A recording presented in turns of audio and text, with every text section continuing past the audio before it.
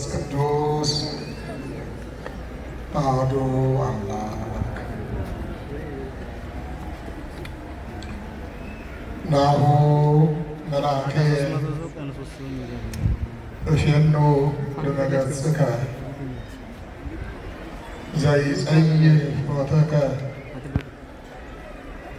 ወያበዋከ ውስተ መካን ዘአስተዳሎኩ ለከ ኡቅ በቅድሜሁ ወቃሎ አጽም እስመ ስሜ መድኃኒት። ቤተ ክህነትም እንደዚሁም ከአድባራትና ከገዳማት የመጣችሁ ሊቃውንተ ቤተ ክርስቲያን ሁላችሁ፣ የደብሩ ሊቃውንተ ቤተ ክርስቲያን፣ የሰንበት ትምህርት ቤት ተማሪዎች፣ የካቴድራሉ የሰበካ ጉባኤ አባላት እና የልማት ኮሚቴ አባላት ሁላችሁም በዚህ ታላቅ የጌታችን የአምላካችን የመድኃኒታችን የኢየሱስ ክርስቶስ በዓለ ዕርገት እና የቅዱስ ሚካኤል በዓል ለማክበር በዚህ ቤተ ክርስቲያን የተገኛችሁ ምዕመናንና ምዕመናት እንዴት አረፈዳችሁ? እንኳን ለዚህ የበረከት የስርየተ ኃጢአት የአምልኮ የደስታ እግዚአብሔርን በአካል የምናገኝበት እግዚአብሔር ከእኛ ጋር እኛም ከእግዚአብሔር የምንሆንበት በዓል እንኳን አደረሳችሁ።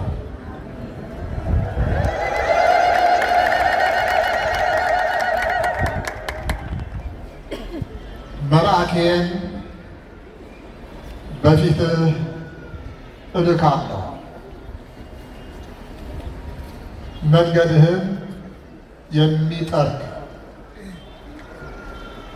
ወዳዘጋጀውልህ ስፍራ የሚያደርስህ፣ በፊቱ ግን ተጠንቀቅ፣ ቃሉንም አድምጥ፣ ስሜ በእርሱ ላይ ነውና። ኦሪት ዘጸአት 23:20 ላይ እናገኘዋለን። የዛሬው በዓላችን ከዚሁ ጥቅስ ጋር በቀጥታ ይገናኛል። ዛሬ እግዚአብሔርና ቅዱስ ሚካኤል እንደዚሁም ሰዎች የሰሩት የተገናኙበት ታላቅ የሆነ መልእክትን ያስተላለፉበት መነሻ በማድረግ የምናከብረው በዓል ነው።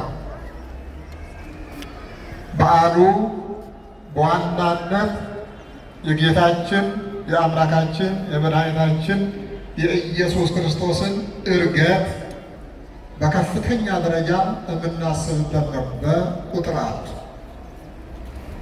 በሁለተኛ ደረጃ ቅዱስ ሚካኤል ጌታችን በሚያርግበት ጊዜ ተገልጦ ለእኔም ለእናንተም የተናገረው ያስተላለፈው ቀዋሚ የሆነ መልእክት ከአምላክ የተቀበለው መልእክት ሁሌም በአእምሯችን መመላለስ ያለበት ለአፍታ እንኳን ልንረሳው የማይገባን መለኮታዊ መልእክት በቅዱስ ሚካኤል የተነገረ መልእክት ስላለ እሱን መነሻ አድርገን ቅዱስ ሚካኤልንም አስበን አክብረን እንውላለን።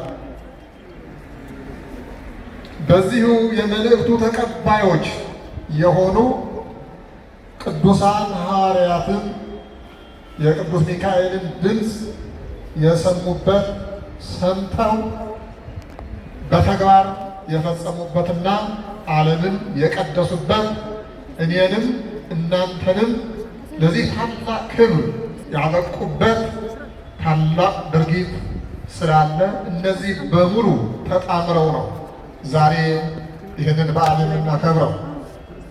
ከዚሁም በተጨማሪ ቅዱስ ሚካኤል ከእግዚአብሔር ተልኮ ለባህራን የደረሰለት የሞቱ ደብዳቤ ቀዶ ሰርዞ የጣለለት እርሱንም ከሞት አፋፍ ያዳነበት የምናስብበት ነው። ባህራንን ያዳነ ከእግዚአብሔር ተልኮ ባህራንን ከሞት ያዳነ እግዚአብሔርን የምናመሰግንበት ቅዱስ ሚካኤልንም የምናስብበትና እኛንም እንደ ባህራን እንዲደርስልን እንዲታደገን እንዲያድነን የምንማጸንበት ቀን ነው።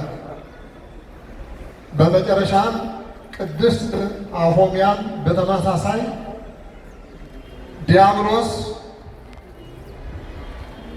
አታሎ አጭበርብሮ ሊጥላት በኃጢአት ሊያጠምዳት ብዙ ሲታገላት ከከረመ በኋላ ቅዱስ ሚካኤል ደርሶ ከጥንተ ጠላታችን ከዲያብሎስ ፈተና የገላገላትና አቅፎ ደግፎ በአሸናፊነት እንድትወጣ ያደረገበት ቀን እናስባለን። እኛንም እንደ ቅድስት አፎምያ እንዲደርስልን ከዲያብሎስ አሽክላ እንዲታደገን ዲያብሎስንና ተግባሩን ሰባብሮ እንዲያጠፋልን የምንማጸንበት የምናስብበትና የምንማጸንበት ነው። ሌላው ደግሞ ኢትዮጵያዊው ታላቅ ጻድቅ እና ንጉሥ ቅዱስ ላሊበላ በዛሬው ዕለት በዚህ ዓለም በዕረፍተ ሥጋ የተለየበት ቀን ስለሆነ ቤተክርስቲያናችን አስባው ትውላለች። በቦታው በቅዱስ ላሊበላ ከተማና ደብር በከፍተኛ ደረጃ በገና ከሚከበረው በተጨማሪ ዛሬ በከፍተኛ ስነ ስርዓት የሚከበር ነው። እነዚህ ሁሉ የምናስብበት መቆም ዛሬ እነዚህ ሁሉ። ስለዚህ ምንድን ነው ከዚህ የምንመለከተው? እግዚአብሔር እና መላእክት እና ሰዎች የምንገናኝበት መስመር እንዳለ ነው። እማንለያይ ነው። እግዚአብሔር በንጉሥነት በአምላክነት በሁሉም አዳኝነት ቅዱስ ሚካኤልን ይልካል። ቅዱስ ሚካኤል ወደኛ ይላካል። የእርሱ ሰራዊትን በሙሉ ቅዱሳን መላእክት በሙሉ ወደኛ ይላካሉ። እኛ ደግሞ በእነርሱ እንጠበቃለን፣ በእነሱ እንረዳለን፣ በእነሱ እንታገዛለን፣ በእነሱ እንድናለን። ይሄ ቀዋሚ የሆነ የመጽሐፍ ቅዱስ አስተምሮ በአጠቃላይ መላእክት ይላካሉ። ወደ ማን? ወደ እኛ ይላካሉ። ተልከው ያድኑናል፣ ተልከው ይቀዱናል፣ ተልከው ይጠብቁናል።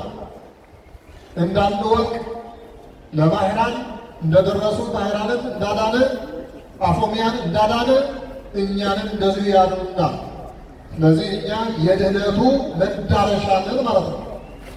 የድህነቱ መዳረሻ ነን። የድህነታችን መነሻ እግዚአብሔር ነው። መገስገሻው ቅዱሳን መላእክት አሉ። የድህነቱ መዳረሻ ደግሞ እኛ ሰው ልጆች ነን ማለት ነው። ስለዚህ እግዚአብሔር አስቀድሞ በእኛና በመላእክት መካከል ያለ ግንኙነት ጤናማ እንዲሆን ቀደም ሲል በተጠቀሰው በኦሪት ዘጸአት 23:20 ላይ እነሆ መልአኬ እልካለሁ ወደ ማን? ወደ ሁላችን እልካለሁ። ምን ያደርግ? መንገድህን ሊጠርግልህ። ስመ ለመላእክቲሁ የዞሙ በእንቲአከ ከመ ይቀውከ በኩሉ ፍናዊከ ወበእደዊሆሙ ያነሱከ ከመ ይትጣጠፍ በእብን እግርከ። መላእክቱን እኮ ወደ አንተ ይልካቸዋል። ታውቃለህ?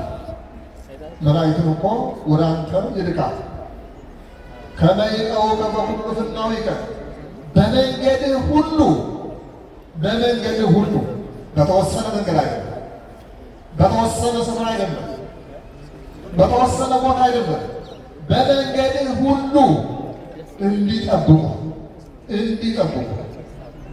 በመንገድህ ሁሉ እንዲጠብቁ መላእክቱን ወደ አንተ ያዛርፈዋል። ከመሬት አቀፈ እግርከ እግርህ በድንጋይ ተሰነካክላ እንዳትወድቅ። በድንጋይ በኃጢአት ድንጋይ ተሰነካክላ እንዳትወድቅ ከእግዚአብሔር መንግሥትም ሳትደርስ እንዳትቀር ሊጠብቁ ወበእደዊሆሙ ያነሱከ። ተደናግረህ ወድቀህም እንደሆነ በእጃቸው አፈፍ አድርገው ሊያነሱ መላእክቱን ያዝልሃል እኮ። ቅዱስ መጽሐፍ ነው እንደዚህ ነው። መዝሙረ ዳዊት 90 ላይ ታገኙታላችሁ። ማቴዎስ 4:1-10 ባለው ታገኙታላችሁ። ስለዚህ ቅዱሳን መላእክት በዚህ አይነት ብርሃን እልካለሁና በፊታቸው ተጠንቀቅ። ለምን እንደሚልካቸው መንገዳችን እንዲጠርጉልን ዘይጸይፍ ነገር መንገድህን የሚጠርግልን ወያበቁአከ ውስተ መካን ዘአስተዳለውኩ ነገር ወደ አዘጋጀሁበት ስፍራ። እግዚአብሔር ስፍራ አዘጋጅተዋል። ምዕመናን በዛሬው ዕለት እዚህ መምጣታችን እነዚህ ነገሮች በውል ለማወቅ ነው። እግዚአብሔር ስፍራ አዘጋጅተዋል። ለእኔም ለእናንተም ለሰው ልጅ በሙሉ እግዚአብሔር ባለጸጋ ነው። ለሁሉም ይበቃል። ሰፊ አገር አለው። ሰፊ ተጉዞ የማይዘልቁበት የማያልቅ የተዘጋጀ ስፍራ ነው። ምርጥ የሆነ ስፍራ በዚህ ዓለም ያለው ሁናቴ ሁሉ የማይታይበት ልዩ የሆነ ስፍራ እግዚአብሔር አዘጋጅተዋል። ለማን? ለእኔና ለእናንተ። እሱ እኮ ነግሮናል። ዓለም ከመፈጠሩ በፊት ወደ አዘጋጀሁላችሁ ወደ መንግሥተ ሰማያት ትገቡ ዘንድ ኑ ወደ እኔ እኮ ብሏል። ኑ ወደ እኔ። ዓለም ከመፈጠሩ በፊት የተዘጋጀልን አለ። ወደዚያ እንዲያገባችሁ ነው ቅዱስ ሚካኤል የምልክላችሁ። መንገዳችሁ እንዲጠርግላችሁ ወደ አዘጋጀሁላችሁ ስፍራ እንዲያገባችሁ እልክላችኋለሁና በፊቱ ተጠንቀቁ። አትናቁ፣ አታቃልሉ። የሚያቃልሉ ሰዎች እንዳለ ታውቃላችሁ። የሚንቁ ሰዎች አሉ። በፊቱ ተጠንቀቁ። ኡቅ በቅድሚያው በፊቱ ተጠንቀቅ። ምንድነው? አታስቆጣ። ቅዱስ ሚካኤልን አታስቆጣ ይላል መጽሐፉ። እዚያ አታስመርሩት፣ ስሜ በእርሱ ላይ ነውና አታስቆጡት። ከተቆጣ አይምርምና ይላል። እዚያው ተቀምጧል። ይህ ሁሉ ቃሉ መናገር ያለ ከተቆጣ አይምርምና ስሜ በእርሱ ላይ ነው። ስሙ ራሱ የእግዚአብሔር ስም እንደሆነ ታውቁታላችሁ። የሚካኤል ስም የእግዚአብሔር ስም ነው ራሱ። ሚካኤል ማለት እግዚአብሔር ማለት ስለሆነ ኤል የሚለው እግዚአብሔር ማለት ስለሆነ ስሜ በእርሱ ላይ ያለና አታስመሩት፣ አታስቆጡት፣ ይቅር አይልምና። ፈርዖንን ይቅር ብሏል። ፈርዖንን ይቅር ብሏታል ቅዱስ ሚካኤል። ፈርዖንና ሰራዊቱ ምን እንዳደረጋቸው ታውቃላችሁ። አስመረረው፣ አስቆጣ። ቅዱስ ሚካኤልን አስቆጣ። ቅዱስ ሚካኤል አስመረረ። እዚያ በኋላ ተቆጣ። ሚካኤል ዋጋውን ሰጠው። ይህንን እናውቃለን።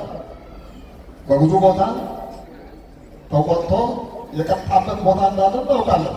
የቀጣበት ቦታ አለ። ስለዚህ አታስቆጡት፣ ቃሉን አድምጡት፣ ቃሉን አድምጡት። ስለዚህ ከያዝን በኋላ ወደ ዛሬው እንምጣ። ዛሬ ዘመነ ዕርገት ነው። ቤተ ክርስቲያናችን ስርዓተ አምልኮቷ የተደራጀ የተዋቀረ ጥንታዊ የሆነ ሐዋርያዊ የሆነ ስርዓተ አምልኮ አለ። ይህንን እወቁ ምዕመናን። ተራ ቤተክርስቲያን አይደለም ያለቻችሁ። ተራ ቤተክርስቲያን አድርጋችሁ ባካችሁ አታስቧት። ቤተክርስቲያናችሁ ኩሩባት፣ ተደሰቱባት፣ መንፈሳዊ ኩራት ኩሩባት። ቤተክርስቲያናችሁ ታላቅ ቤተክርስቲያን ናት። ጥንታዊት ቤተክርስቲያን ናት። ሐዋርያዊት ቤተክርስቲያን ናት። እግዚአብሔራዊት ቤተክርስቲያን ናት። በምን ባላት ቁመና እዩዋት። ምን እንደምትመስል ያደረው ስርዓተ እግዚአብሔር ምን እንደሚመስል እዩት። ቅዳሴዋ ምን እንደሚመስል እዩት። ማዕጠንቷ ምን እንደሚመስል እዩት። ታቦቷ ምን እንደሚመስል እዩት። መስቀሏ ምን እንደሚመስል እዩት። ስርዓተ እግዚአብሔሯ ምን እንደሚመስል እዩት። ዶግማዋ ምን እንደሚመስል እዩት። ቀኖናዋ ምን እንደሚመስል እዩት። እንዳለ የሐዋርያት ኦሪጂናል በእርግጠኝነት ነገራችሁ፣ ከልቤ ነው ነገራችሁ። እኔ ሳይሆን ያላት ሀቅ ነው።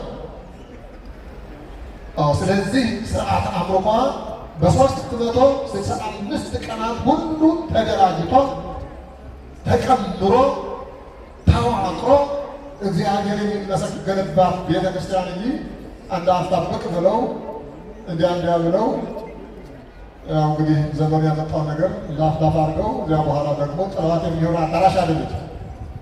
እንደዚህ አይደለም። ስለዚህ አሁን በስርዓተ አምልኮታችን በቀኖናችን እድገት ነው። አንድ ቀን ብቻ ነው በቤተክርስቲያናችን እድገት የሚከበረው። ፋሲካም አንድ ቀን ብቻ ነው የሚከበረው። ጥምቀትም ገናም እንደዚህ ሁሉ ቢያንስ 7 ቀን ይከበራል። ስራ ፈተን በመቀመጥ ማለታችን አይደለም፣ ይታሰባል። ለምሳሌ በቅኔ ቤቱ ትምህርት ቤታችን ዛሬ ሚካኤል አይደል? ለቀጣዩ 7 ቀናት በሙሉ በዛሬው ዕለት ቅኔ ይነገርበታል ማለት ነው። ይነገርበታል። በቃ ተማሪው ነገ ይቀኝበታል፣ ከነገ በኋላ ይቀኝበታል፣ ከዚያ በኋላ ይቀኝበታል። 7 ቀን በሙሉ በዛሬው በቅዱስ ሚካኤል በ12ቱ ቀን በተከበረው በዓል ቅኔ ይቆጠርበታል፣ ያራቀቅበታል፣ ያመሰጥርበታል፣ ሃይማኖቱን ያጽናበታል፣ ታሪኩን ያሰምርበታል። ስለዚህ እድገትም እንደዚሁ አረገ ከተባለበት ቀን ጀምሮ እስከ ሰኔ 17 እንዳለ በሙሉ እድገት ነው። ስለዚህ የሰኔ ሚካኤል በዚህ በእድገት ወራት ውስጥ የሚገኝ ስለሆነ እና ቅዱስ ሚካኤል በእድገት የራሱ የሆነ ሚና ስለነበረው ያንን አጣምራ የጌታችንን እድገት ከቅዱስ ሚካኤል ጋር ቅዱስ ሚካኤልን ከእድገት ጋር አዋህዳ አስማምታ አደራጅታ ቀምራ አስተካክላ ፈጣሪዋን ታመሰግንበታለች፣ መልአኩንም ትማጸንበታለች። የዛሬ በዓላችን የሆነው በሐዋርያት ሥራ ምዕራፍ 1 ከቁጥር 10 እስከ 11 ያለው በግልጽ ያሳየናል። ወእንዘ የዐርግ ጌታ በሚያደርግበት ጊዜ ይላል ናሁ አስተርአዮሙ ክልኤቱ እደው 2 ሰዎች ታዩዋቸው። ለነማን? ለሐዋርያት። ሐዋርያትን ተሰናብቶ ባርኮ አጽናንቶ ከነሱ ብድግ ብሎ በሚሄድበት ጊዜ ሐዋርያት ዓይናቸውን አንጋጠው አንገታቸውን አቅንተው በሚያይበት ጊዜ 2 ሰዎች ነጫጭ ልብስ የለበሱ ሰዎች ከተፍ አሉና በአጠገባቸው ቆሙ ይላል። ወቆሙ ሀቤሆሙ በአጠገባቸው ቆሙ። አያችሁ በሐዘን ጊዜ ላይ እንደሚደርሱ ታላቅ ሐዘን ይሄ ብስ ጌታችን ኢየሱስ ክርስቶስ ከሐዋርያት ተለይቶ ሲሄድ ሳለ ምን እንደሚሰማቸው እዩት። ቀላል ነገር አይደለም። እስካሁን ድረስ ከእነሱ ጋር ብዙ ክፉ ቀን አሳልፈዋል። ሲሰቀል፣ ሲገደል፣ ሲቀበር ብዙ ክፉ ነገር አሳልፈዋል። የሐዘን ጊዜ አሳልፈዋል። እንደገና ያስተቀምና አሳልፈዋል። ህብስቱን እያበረከተ ሲመግባቸው ድውያን ሲፈውስ ብዙ ተአምራት በቅዱስ ወንጌል የተጻፈውን ነገር እየፈጸመ መለኮታዊ ስልጣኑን የሚገልጽ ኃይል እየሰራ ይመጣል የተባለ መሲህ ምን እንደሆነ በተግባር በዓይን ያዩት አሁን ከነሱ ተለይቶ ሲሄድ ምን እንደሚሰማቸው ገምቱ። ከባድ ነገር ነው። ስለዚህ እነዚህ ሰዎች በምን ላይ ይወድቃሉ? በሐዘን ላይ ይወድቃሉ። አሁን ብቸኝነት ይመጣል። ብቸኝነት ይሰማቸዋል። ዙሪያ የከበባቸው ንዋጥህ የሚል ነው። አይሁዳዊ በሙሉ እነሱን ለመቀጥቀጥ ተዘጋጅተዋል። ተነሳ ብለው ሲያስተምሩ አንገታቸው እንደሚቀራቸው ያውቃሉ። ሞትን ድል አድርጎ ተነሳ፣ ወደ ሰማይ አረገ ብለው በሚያስተምሩበት ጊዜ ዝም ብሎ እንደማይመለከታቸው፣ እንደሚገላቸው፣ እንደሚቆርጣቸው፣ እንደሚያቃጥላቸው፣ እንደሚቀረድዳቸው እንደ ሽንኩር ያውቃሉ። አሁን ተለይቶ እየሄደ ነው በመንፈስ ባይለያቸው። ስለዚህ ለጊዜው ቢሆን ድንጋጤና አዲስ መንፈስ፣ የብቸኝነት መንፈስ፣ ተስፋ የመቁረጥ መንፈስ የሆነ ስሜት እንደሚሆን ይታወቃል። ታዲያ በዚህ ጊዜ ማን የደረሰላቸው? ቅዱስ ሚካኤልና ቅዱስ ገብርኤል። ወናሁ አስተርአዮሙ ክልኤቱ እደው በጸዓድወ አልባስ፣ ነጫጭ ልብስ ለብሰው ሁለት ሰዎች ታዩአቸው። ለማን? ለእነ ሐዋርያት ነው። እነዚህ ሁለት ነጫጭ ልብስ የለበሱ ሰዎች እነማን ይመስላችኋል? እነዚህ ነጫጭ ልብስ የለበሱ ሁለት ሰዎች መስለው የመጡ ቅዱስ ሚካኤልና ቅዱስ ገብርኤል ናቸው። ለሐዋርያት እንደመጡላቸው እንደደረሱላቸው ለእኛም ይድረሱልን፣ ለእኛም በአጠገባችን ይቁሙልን። መጡና በአጠገባቸው ቆሙ ይላቸዋል። ወመፁ ኀቤሆሙ፣ መጡና በአጠገባቸው ቆሙ። ቆመው እናንተ የገሊላ ሰዎች ለምን ትኩር ብላችሁ ወደ ላይ ትመለከታላችሁ? ይህ ሲያርግ ያያችሁት ኢየሱስ ተመልሶ በዚህ አይነት እንደሚመጣ እወቁ። አዎ ቃሉን አድምጡዋል የተባለው ቃሉን አድምጡ። የመልአኩ ቃል አድምጡ። እነሆ ቃሉ ተናገረ መልአክ ከእግዚአብሔር ተልኮ ቅዱስ ሚካኤል ተናገረ። ምን ብሎ?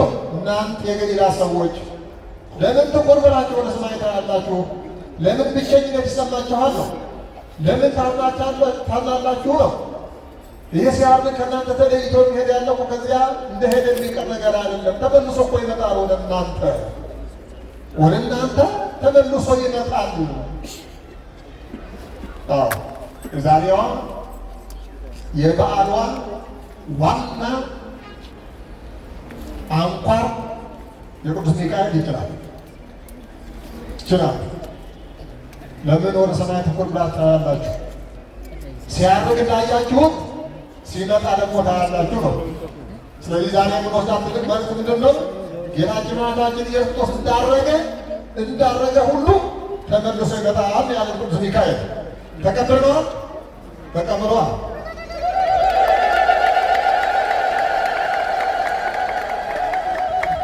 ቅዱስ ሚካኤል ሲያርግ እንዳያችሁት እንደዚሁ በዚያ ደረጃ ተመልሶ ይመጣል። ይሄ ማነው? የቅዱስ ሚካኤል ቃል ነው። እግዚአብሔር ምን አለ? ቃሉን አድምጡ፣ አክብሩ፣ ተግብሩ፣ ፈጽሙ ነው። ስለዚህ ይመጣል ሲባል ሳለ ምን ይሰማችኋል? ጌታችን አምላካችን መድኃኒታችን ኢየሱስ ክርስቶስ ይመጣል። ለነገሩ ገና ከማርገዙ በፊት በወንጌል በደንብ አድርጎ አስተምሮ ጨርሷል። እሱ ወኢሃድግክሙ እጓለ እመሕያው የሙት ልጆች ትሆኑ ዘንድ ብቻችሁን አልተዋችሁም። የሙት ልጆች ትሆኑ ዘንድ ብቻችሁን አልተዋችሁም። ካይበ መጽእ ወነሣእክሙ እንደገና ተመልሼ እመጣለሁ፣ ወነሣእክሙ ወስዳችኋለሁ፣ ከመ ትሐሉ ምስሌ በመንግሥተ አቡየ ዘበሰማያት በአባቴ በሰማያዊ መንግሥት ከእኔ ጋር ትኖሩ ዘንድ ከእኔ ጋር ትሆኑ ዘንድ ተመልሼ መጥቼ ወስዳችኋለሁ። የክርስቲያን ተስፋ ይሄ ነው ምዕመናን፣ የእኔም የእናንተም ተስፋ ይኸው ነው። እዚህ መቼ እንግዲህ ብዙዎቻችን የተለያየ ሀሳብ እንዳለን መቼ እንግዲህ እናውቃለን። እዚቹ ዓለም ባለችው ነገር የተለያየ ችግር ያለብን በቁሱ በሙሉ በግሳንግሱ እንግዲህ ያችን ነገር ለመሳልም ለስዕለትም እንደው አደራችሁ በዚህ አትወሰኑ። እግዚአብሔር ያዘጋጀው ነገር ታላቅ ነገር ነው። ትንሽ ነገር አድርጋችሁ አትስሩ። ስለዚህ እንዲያው ስለ ድህነት፣ ስለ በሽታ፣ ስለሆነ ነገር ጥቅማ ጥቅም እንደዚህ እግዚአብሔር እንዲያውቀውነት እንዲያው በትንሽ ነገር እሱ ከሆነ ነግሮናል። አስቀድማችሁ መንግሥቱንና ጽድቁን ሹ ፈልጉ፣ ሁሉም ይጨመርላችኋል። ጥቃቅን ነው ለሱ ቁም ነገርም አይደለም ያለ የሚጨነቅበት ዋናው ነገር እግዚአብሔር ልንለምነው የሚገባ መንግሥቱንና ጽድቁን እንድትሰጠን ነው። አስቀድማችሁ መንግሥቱንና ጽድቁን ፈልጉ። እኔም እናንተም ሁላችንም አስቀድመን መለመን ያለብን እግዚአብሔርን መለመን ያለብን ቅዱስ ሚካኤልን እንዲያግዘን፣ እንዲረዳን፣ እንዲታደገን፣ እንዲደርስባት ሀገራችን እንዲቆም መጸለይ ያለብን መንግሥቱን እንድናገኝ ነው። ጽድቁን እንድናገኝ ነው የመጀመሪያ። ከዚያ በኋላ ካስፈለገም ስለ ልብሳችን፣ ስለ ምግባችን፣ ስለ ምናችን እንጨምርበት። ኃጢአትም አይደለም በመሰረቱ። ግን በዚያ ተወስነን አንኑር። በቁሳዊ ነገር፣ በስጋዊ ነገር፣ በጊዜያዊ ነገር፣ በዚህ ዓለማዊ አስተሳሰብ ተውጠን የሰማዩ ነገር እንዳያመልጠን ስለዚህ ተመልሼ እመጣለሁ አለ ጌታችን ኢየሱስ ክርስቶስ። ቅዱስ ሚካኤልንም ይኸው ነው የተናገረው። ተመልሶ ይመጣል ለሁላችሁም፣ ለእናንተም ተመልሶ ይመጣል። ተስፋችን የዋለ ይመጣል እኮ ነው። ይመጣል። መጥቶ ምንድን ነው የሚሰራው? እነሳኩም አለ እኮ ወስዳችኋለሁ። ወዴት? ወደ አባቴ መንግሥት። ለምን? ከዚያ ከእኔ ጋር እንድትኖሩ። አያችሁ፣ ተጠብቆልን ያለ ይኸው ነው። ወደ አዘጋጀሁልህ ስፍራ እንዲያገባ መልአኬን ልኬልሃለሁ አለ። ስለዚህ በመላእክትና በእኛ በእግዚአብሔርና በሰዎች መካከል ያለው ግንኙነት የማይበጠስ ነው። የምንየው የማይበጠስ ነው። ቤተ ክርስቲያን ማለት ማህበረ መላእክት፣ ማህበረ ቅዱሳን፣ ማህበረ ነቢያት፣ ማህበረ ሐዋርያት፣ ማህበረ ምዕመናን ማለት ነው። ቤተ ክርስቲያን ማለት ነው። መላእክት የሌላት ቤተ ክርስቲያን ማህበረ ቤተ ክርስቲያን አይደለችም። እውነት ለመናገር እንዴት አድርጎ ይሆናል? የእግዚአብሔር ከተማ እኮ ናት ቤተ ክርስቲያን። እርሱ በንጉሠ ነገሥትነት፣ መላእክት በተላላኪነት፣ እኛ ደግሞ እንደገና በወራሽነት አብረን የምንኖርባት ዘላለማዊ ቤታችን እኮ ናት መንግሥተ ሰማያት። እግዚአብሔር ያለያየን ማን ነው የሚለያየን? ሚካኤል ምን ያደርግልሃል? ገብርኤል ምን ያደርግልሃል? ሩፋኤል ምን ያደርግልሃል? ጌታ ኢየሱስ ብቻ ይንበረው። ጌታ ኢየሱስ የራሱ ቦታ አለው እንዴ? የራሱ ደረጃ አለው። ጌታ ኢየሱስ አምላክ ነው፣ አዳኝ ነው፣ ቤዛዊ ነው፣ ፈጣሪ ነው፣ መለኮት ነው፣ ምሉእ ነው፣ ጽፉ ነው። በፈጣሪነት ደረጃ ነው እሱ የሚካኤል አለቃ። ጌታችን አምላካችን መድኃኒታችን ኢየሱስ ክርስቶስ የሚካኤል አለቃ ነው። ያለ ቦታው ዝም ብሎ ድልቅልቅ ማድረግ ትክክል አይደለም። መላእክት በደረጃቸው፣ ኢየሱስ ክርስቶስ በደረጃው፣ ቅድስት ድንግል ማርያም በደረጃዋ፣ ቅዱሳኖቹ በደረጃቸው። ደረጃ ያለው ሁሉ ዝም ብሎ ድልቅልቅ ያለ ነገር ኢየሱስ ክርስቶስ አልቀበልም የሚል ኦርቶዶክስ አለ እንዴ? ምንም ብላችሁ ታውቃላችሁ? በማን ተጠመቃችሁና ነው? በማን ተጠምቀን ነው? የማን ስጋ በልተን ነው? የማን ደም ጠጥተን ነው? በማን ነው የዳነው? በማን ቤዛነት? ቤዛችን ኢየሱስ ክርስቶስ አይደል? ይሄ ለጥያቄ አይቀርም፣ ለድርድርም አይቀርም። የመላእክቱ ኢየሱስ ክርስቶስ የኢየሱስ ክርስቶስ ከመላእክቱ ጋር መደበላለቅ ማደናገር ነው። ኦርቶዶክሳውያን ለማደናገር የሚደረግ አጉል ተንኮል፣ እንዲያው ደህና አድርጋችሁ ብታስቡት ተንኮል ካልሆነ በስተቀር ሚካኤል ደረጃው ሌላ፣ ኢየሱስ ደረጃው ሌላ፣ ድንግል ማርያም ደረጃዋ ሌላ፣ መላእክት ደረጃቸው ሌላ፣ ቅዱሳን ደረጃቸው ሌላ፣ እኛ ደረጃችን ሌላ። እኛ እንኳን ከዚህ ያለ ደረጃ አለን አይደል? እኛ እንኳን ያለ እኮ ደረጃ አለን እንኳን የሰማያዊው ዓለም የቅዱስ ፓትርያርኩ ደረጃ ሌላ፣ የሊቀ ጳጳሱ ደረጃ ሌላ፣ የቆሞሱ ደረጃ ሌላ፣ የቄሱ ደረጃ ሌላ፣ የዲያቆኑ ሌላ፣ የወንዱ ሌላ፣ የሴቱ ሌላ አይደል? ደረጃ አለው። ግን እነዚህ ሁሉ ተጠቃለሉ ናቸው። አገልጋዮች በመሆን ያገናኛቸዋል። ሁሉም የእግዚአብሔር አገልጋዮች ናቸው። ስለዚህ ቅዱሳን መላእክት አሁን በሰማነው ቃሉ መሰረት አዳኞች ናቸው። ረዳቶች ናቸው። አጋዦች ናቸው። ከፈለጋችሁ መጽሐፍ ቅዱስ አንብቡ፣ በደንብ አንብቡ። በዚያ ተቆል ጥሎ ተቀምጠላቸዋል። ይታየን መልአከ እግዚአብሔር አውሎ ወደ ይፈርሞ ወያደም አይልም። የእግዚአብሔር መልአክ በዙሪያቸው ሰፍሮ ያድናቸዋል አይልም። ምን ትፈልጋለህ ከዚህ በላይ ታዲያ? ይህ የጥለህ ነው። ከዚያ በኋላ አድን ብለህ የምታወራው ማነህ አንተ? እንደ ዳንኤል ነቢዩ ዳንኤል ከአንበሶች አፍ የዳነው እግዚአብሔር ያዳነው ዳንኤል መልአኩ አዳነኝ ነው። ከአንበሶች መልአኩን ልኮ የአንበሶችን አፍ ዘግቶ አዳነኝ አዳነው አዳነኝ። አዎ እኛም የምንለው ይሄ ነው። ዳንኤልን ያዳን የአንበሶችን አፍ የዘጋ ቅዱስ ሚካኤል ቅዱስ ገብርኤል የበሉ መላእክት ለእኛም እንደዚሁ ክፉን ነገር አስወግድልን ነው። አይችልም እንዴ? እኛም እንችላለን። እንኳን እሱ መቼ እንደዚህ እንዲያው ንፉግ መሰላችሁ? እግዚአብሔር እኛም ተሰጥቶናል።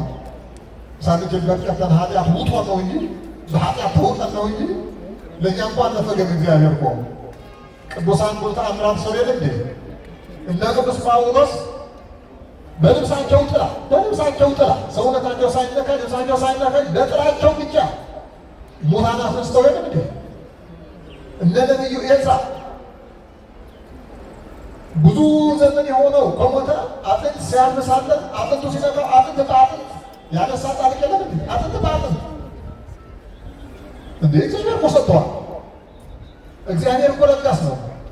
ለሁላችንም ሰጥቶናል። እኛንም አቅቶን በኃጢአት ተውጠን ሳንበቃ ቀርተን እንጂ እንዲያው ለመላእክት የሰጠው ለእኛም ሰጥቶናል። ኧረ እንዲያው አንዳንድ ጊዜ ደግሞ ከነሱ የበለጠ ስልጣን ማለት አናውቀውም እንጂ ለካህናት የሰጣቸው ስልጣን ለመላእክት አልተሰጠም ይላል። ዘይተገብረ ለመላእክት ተገብረ ለካህናት እኮ ይላል። እንደናንተ ከእናንተ ወገብ ለወጡ ከእናንተ ማኅፀን ለወጡ ሰዎች ቄሶች እኮ ኃጢአት እንዲደመስሱ ኃጢአት እንዲሰርዩ ሰው እንዲያድጉ አላደረገም። እግዚአብሔር አላደረገም። አድርጓል እኮ እግዚአብሔር ይፍታ የምንለው እኮ ዝም ብለን እኮ አይደለም። ይፍቱኝ የምትሉ እኮ ዝም ብሎ ተራ ነገር አይደለም እኮ ዝም ብሎ ባህላዊ ወይም ደግሞ ልማዳዊ እኮ አይደለም። ቃል ኪዳን እኮ ነው። የጌታችን መድኃኒታችን ኢየሱስ ክርስቶስ ለሰው ልጆች የሰጠው ስልጣን ኃጢአት እንዲደመስስ በኃጢአት ላይ ስልጣን እንዲኖረው ዘዋን ከብለ በመንፈስ ከመልክት ብሎ አቃርተ ጅንጡን አውሬውን እባቡን ሁሉ እንረግጥ ዘንድ ስልጣንን የሰጠ ጊንጡን እባቡ ሙሉ ዲያብሎስ ማለት ነው። በዚህ ኮንቴክስት ዲያብሎስ ማለት ነው። የዲያብሎስ ኃይል የሚሰብር ቄስ ካልሆነ በስተቀር ሌላ ማለት ነው። ቄስ እግዚአብሔር ይፍታ ያለ ጊዜ ዲያብሎስ ባዶ ይቀራል፣ ከስሮ ይቀራል። እግዚአብሔር ይፍታ ብለዋላ። እግዚአብሔር ሰጥቶታል። ይፍታል እዚያ በኋላ እኔ እፈታልሃለሁ ይብሎታል። እግዚአብሔር አይዋሽ። ስለዚህ ዲያብሎስ እዚያን ጊዜ ይከስራል። ተረገጠ። ውሃው ከነ በመንፈስ ከመለኪት ሁሉ ኃይለ ጥላይ የጸላት ኃይል እንረግጥ ዘንድ የእባቡ የጊንጡ ኃይል እንረግጥ ዘንድ ስልጣን የሰጠህን ትላለች ቤተ ክርስቲያን። ስለዚህ እኛም እኮ እንችላለን። ለእንዲያዙ ብላችሁ እግዚአብሔር ሰጥቶናል። ምን ንፉጋ እንሆናለን? ምን ምቀኛ እንሆናለን? እግዚአብሔር ሰጥቶናል። ለምንድንበት መንገድ ብዙ። ስለዚህ ዛሬ በዋናነት የምናከብረው እግዚአብሔርና መላእክት ሰዎች በጋራ በማሰብ ነው። እግዚአብሔር በአዳኝነቱ እሱ ባረገበት ሁኔታ ሊያሳርገን እንደሚመጣ ቅዱስ ሚካኤል የነገረን እሱ አድርገዋል። የእሱ እምነት እኮ ለእኛ ነው፣ ለእሱ አይደለም እኮ። ለእኛ እኮ ምን ልበላችሁ፣ ቅያሽ ልበላችሁ ወይስ ሲምቦል ልበላችሁ ወይስ ቀስት ልበላችሁ ወይስ አመልካት ልበላችሁ፣ የዕርገት እኮ ትርጉም ያለው ለእኔና ለእናንተ ነው፣ ለኢየሱስ ክርስቶስ አይደለም። የኢየሱስ ዕርገት ለእሱ አይደለም ትርጉም ያለው፣ ለኢየሱስ ክርስቶስ አይደለም። ምን ያደርግለታል? መቼ በመለኮት እኮ የሚያደርግ የሚንቀሳቀስ የሚሄድ የሚመጣ እኮ አይደለም ነው እንዴ? የት ሀገር ሊንቀሳቀስ ለእሱ የሚሆን እሱን የሚችል ዓለም ከምን ይመጣ? ኢየሱስ ክርስቶስን የሚችል ዓለም ከምን ይመጣ? አለ ሰማየ ሰማያት በሙሉ ምድር በሙሉ ለእሱ በቂ ናት? ትበቃለች? ትችለዋለችስ? ሰማያ ሰማያት ወይም ደግሞ ዩኒቨርስ የምትሉት በሙሉ ጌታችን ኢየሱስ ክርስቶስን መሸከም ይችላል? አቅም አለው? የለው። ምኑ ነው? መለኮት ነው፣ ኃያል ነው። እሱ ይሸከመዋል እንጂ ዓለሙ እሱ ዓለምን አይሸከምም። ዓለም እሱን አይሸከምም። ወዓለሙኒ ይክህለ ጸዊሮተው ዓለሙን ሊሸከመው ያልቻለውን ድንግል ማርያም ተሸከመችው የሚለው ቅዱስ ያሬድ እኮ ነው። ዓለሙን ሊሸከመው ያልቻለውን እንዴት አድርጎ አይችለውማ። አቅም የለውም። ስለዚህ አረገ የምንለው ተሰቀለ የምንለው ሞተ የምንለው ተነሳ የምንለው ትርጉሙ ለኛ ነው፣ ትርፉ ለኛ ነው። እኛ የምናደርግበት እርገት እንዴት ያለ እንደሆነ ለምን ደረጃ እንዳበቃን ከሲኦል ከማዕበቅ አውጥቶ ወደ ላይ መንገዳችን ወደ ታች ሳይሆን ወደ ላይ እንከሳይ ነው። ወደ ታች ነው። ከእንግዲህ ወዲህ ወደ ታች ወደ መቃብር አይደለም። ከመቃብር ወጥቶ ወደ ላይ የምንሄድበት እሱ ከመቃብር ወጥቶ ወደ ላይ እንደሄደ እኛ መንገድ ነው የሚነግረን ያለ። ከመቃብር ወጥቶ ጉዞ ወደ ላይ ወደ ልዕልና ወደ ክብር እንደሆነ እኛም ያ መንገድ እየጠበቀን እንደሆነ እንድናስብ ሆነው።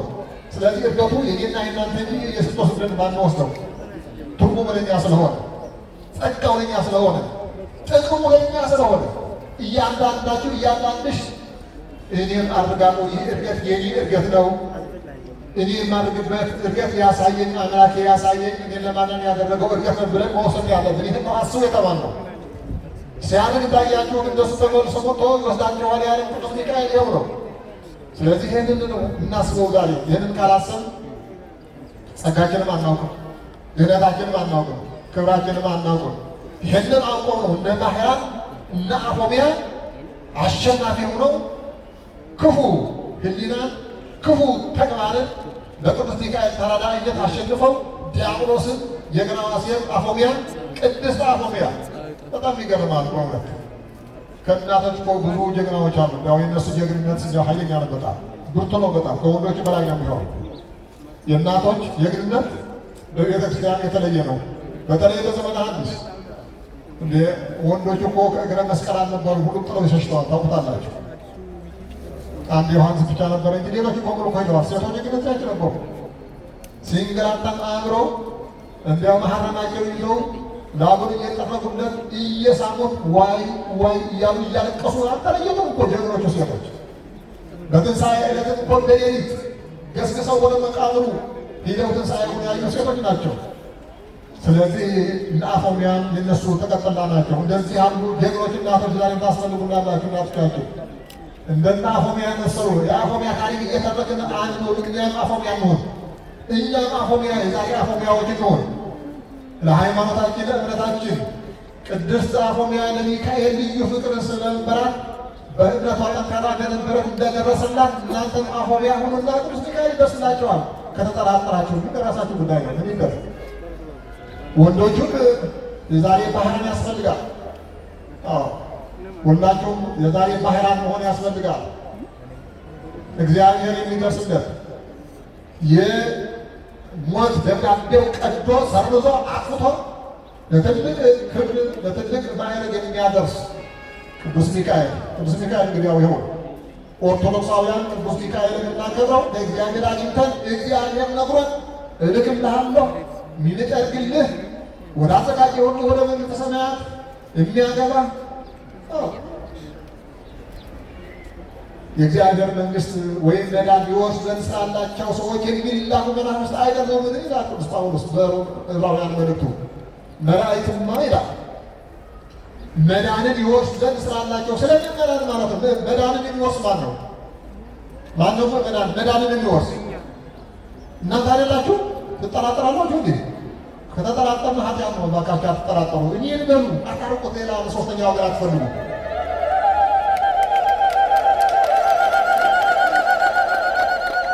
ብዙ ጊዜ የሚነገር ነገር የሚተረት ታሪክ የሚሰጠው ትምህርት ለሌላ ሰው ለአፎሚያ ለብቻው አድርጋችሁ አትውሰዱ። ለእኔ ብላችሁ ውሰዱ።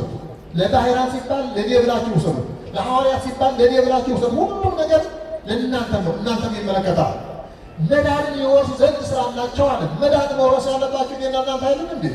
በስሙ ተሰይመን ገብረ ሥላሴ ወልደ ሥላሴ ገብረ ማርያም ተብለን በአምላካችን ተጠምቀን የእግዚአብሔር ልጆች ተብለን ለመዳን ተዘጋጅተን ያለን እኛ እኮ ነን። ሁላ እያንዳንዱ ለመዳን የተዘጋጀ ነን። ስለዚህ መዳንን ይወርሱ ዘንድ ስላላቸው ሰዎች ለማገዝ የሚላኩ መናፍስት አይደሉም። እኔ በቃ ሐዋርያት እኔና እናንተን ለማገዝ የሚላኩ መናፍስት ናቸው። እነማን ነው? ሚካኤል ነገር የት ይኸው ነው እያለች ያለች ኦርቶዶክሳዊ ቤተክርስቲያን እያለች ያለች ይኸው ነው። ሚካኤል ፈጠረኝ አላለች።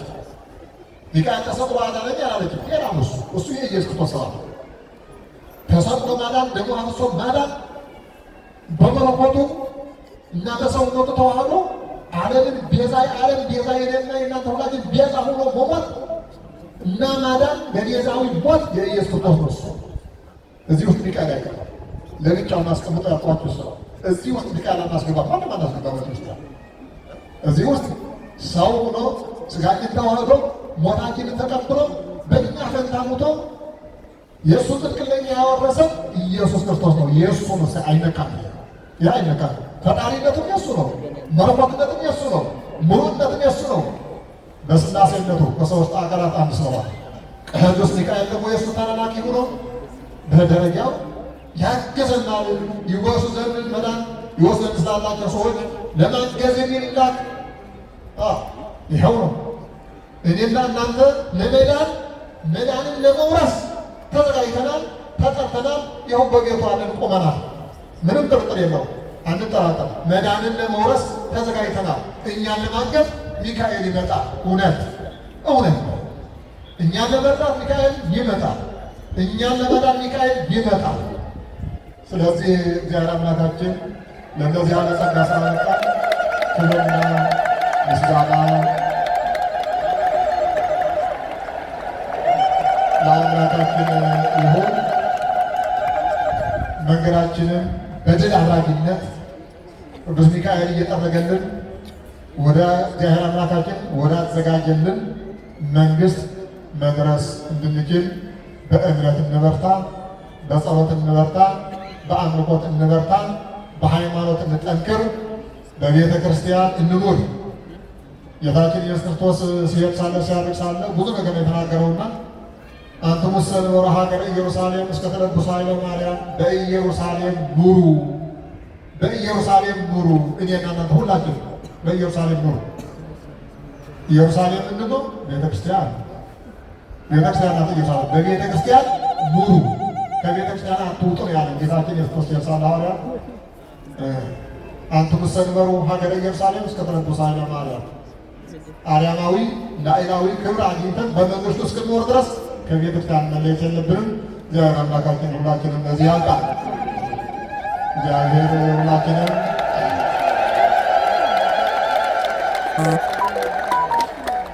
ሁላችንም በእውነት በሰላም አቅፎ ደግፎ ለዛሬ ዓመት ያደረሰን፣ ሀገራችንን ሰላም ያድርግልን። ሰላም የምናገኘው ከእግዚአብሔር ነው። የሰው ሰላም ታውቁታላችሁ፣ አልነግራችሁ። የእግዚአብሔር ሰላም ነው ታላቁ ነገር። የእግዚአብሔርን ሰላም እንፈልግ፣ የእግዚአብሔርን ሰላም እንፈልግ። እሱ እንጠይቀው፣ እሱ እንለምነው፣ ይሰጠናል። ስለዚህ ለሀገራችን ሰላምን እንለምን፣ ለሀገራችን አንድነትን፣ ፍቅርን፣ ስምምነትን፣ መረጋጋትን፣ በእውነቱ የተስተካከለ ማህበረሰብ፣ ከልዩ ልዩ መከራ የዳነ ማህበረሰብ፣ ጤናማ ማህበረሰብ፣ በኢኮኖሚም የዳበረ በሃይማኖቱም የጠነከረ ማህበረሰብ ያስፈልገናል። ኢኮኖሚም ያስፈልገናል። ምክንያቱ ችግር መጥፎ ስለሆነ ኢኮኖሚም ያስፈልገናል። ጠንክረን ሰርተን የምናገኝበት የበረከት አገር ያድርግልን። ሃይማኖታችንን እንደዚሁ እንደተከበረ እንደወደድነው አምላካችን የወደደን ያህል እኛም ወደነው ከእርሱ ጋር ጸንተን እንድንኖር የአምላካችን እግዚአብሔር ቅዱስ ፈቃዱ ይሁንልን። ቅዱስ ሚካኤል በተራዳኢነቱ አይለየን። አሜን።